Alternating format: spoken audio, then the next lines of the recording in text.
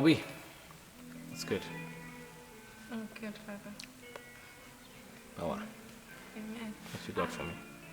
Papa, What you got for me? I have questions. See what you got.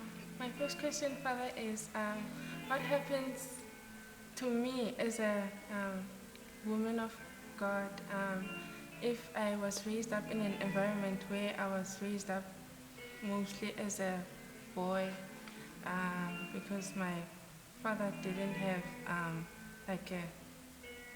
like the son that he wanted, and then now I took that role. And, What's being raised up as a boy? What's that? What does that look like? like cutting your hair and not being allowed to grow hair, and yes, Father, the treatment, like even doing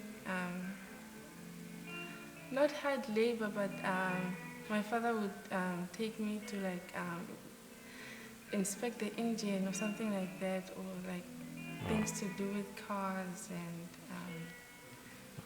things like that, Father. Okay. I've told you, parents play a very big role in what they end up making their children go certain paths. Right. A lot of people who are gay and lesbian, their parents played a big role. Right.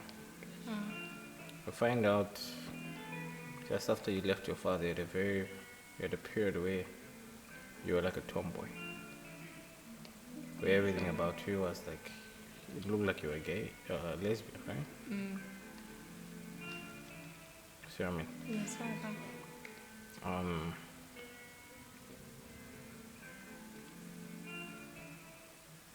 Do you see the effect that parents could have? And that has gradually faded now that you are in Christ. Which is to show you that only Christ can restore that which a parent misdoes in a child. Yes, Father. Because those who knew you would say that you were lesbian. But it turns out you are not. Yes, Father. Are you with me? Just move your mic to be on you like that. So, Christ restored. And you always can and you always will. If you had not come to Christ, you would have started feeling like you are not a woman. You would have started believing it. Yes, Father. You'd be in a different path today. But the Lord Jesus snatched you out of that. Because the biggest journey to reverse is identity. You can undo a lot of things, but identity is one of the hardest things to undo. The moment you start seeing yourself wrong, you see, Yes, Father. the moment just you think you are gay, and you start seeing yourself like, do I undo that thing? With me. It's an identity thing. With me. Yes, Father.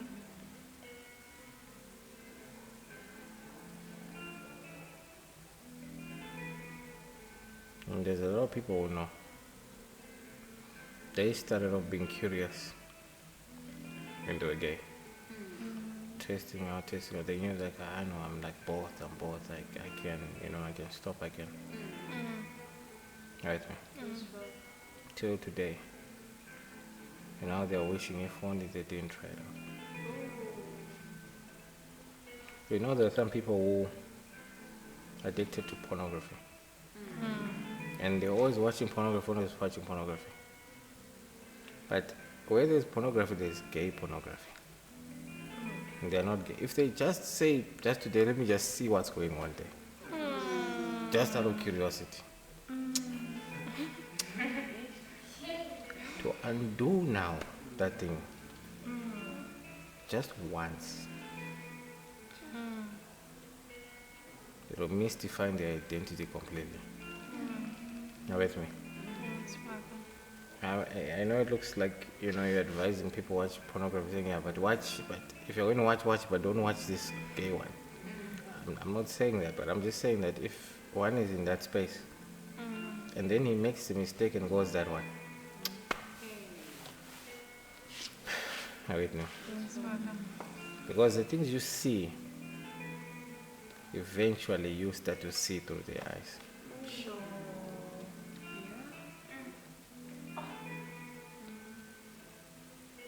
Wait, no. You were already seeing through the eyes of the men who had told you or made you feel like a man. But now you are seeing yourself through the eyes of the man who died for you on the cross. With me. So be careful, parents, what you say to your children. Be careful. Even if you want a boy, let that child be a girl if it's a girl. Don't speak to that pregnancy. Like, no, it's a boy, it's a boy, it's a boy. That child might hear you. And will come out for the rest of his life struggling with his identity. Because you identified him wrongly.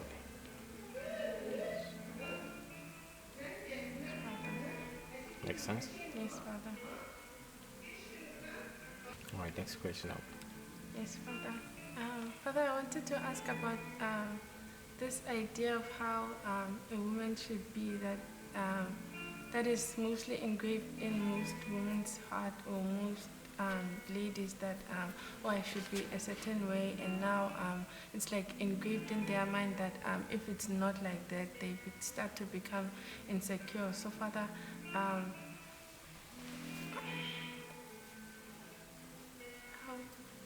can women break out of that, like seeing themselves as God is seeing them?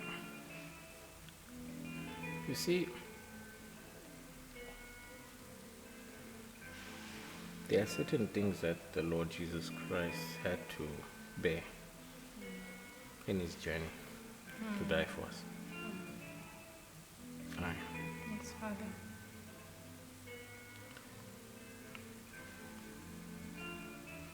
Jesus Christ, they impaled his hands and he bled. Because in your journey, one of the fights that you need to receive victory from him for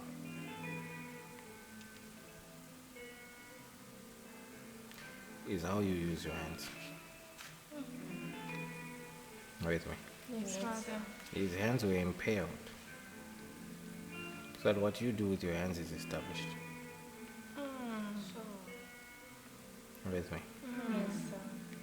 Before Jesus Christ died, Scripture will be telling you, just try this and try that and try this and try this and try this until something works. With me. When Jesus Christ was impaled in his hands, you no longer try this and try this, you do this and it.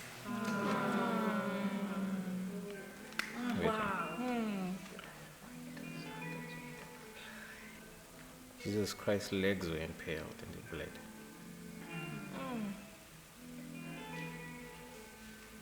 Before Christ, you would try this walk, try this walk, try this walk, try this walk, trying to figure out your walk with him. Now your walk is established. And you need to receive that. You need to understand that's what it is. Receive direction from God. Are you with me? You don't just walk to try. I want to try this on. People still do that till today. Let me try this path. If it doesn't work, it's okay. I'll try this one. He was impaled in his feet for that purpose. So that your steps are ordered by him. Are you with me? They marred his face.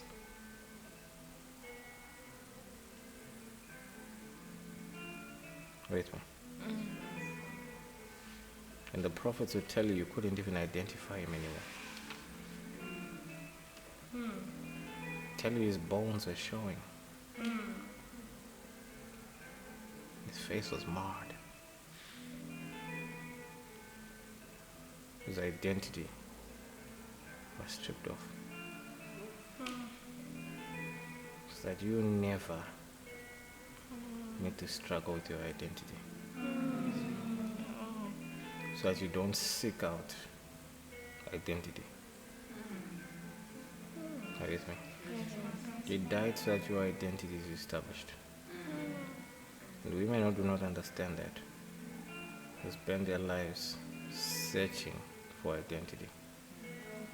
Looking for identity in hair, in makeup, in their body,